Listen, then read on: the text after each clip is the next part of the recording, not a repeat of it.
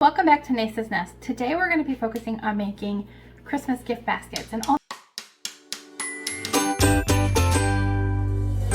So let's take all these adorable gingerbread items and put them together. I got the gingerbread house kit, the cookie kit. Love these containers I found at the Dollar Tree, and we're going to just start building our basket. Play around with this and we'll see how it turns out.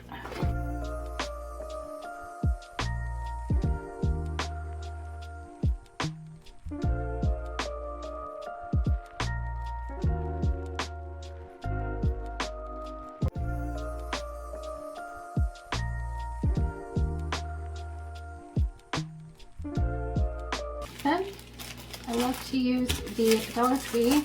Has these great gift bags. Just gonna gently tuck this in.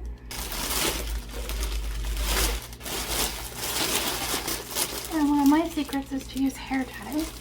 I'm gonna hide that with a bow. I want this front and center to cover up that hair tie so nobody sees it. And there you have an awesome gift that anyone would love to receive.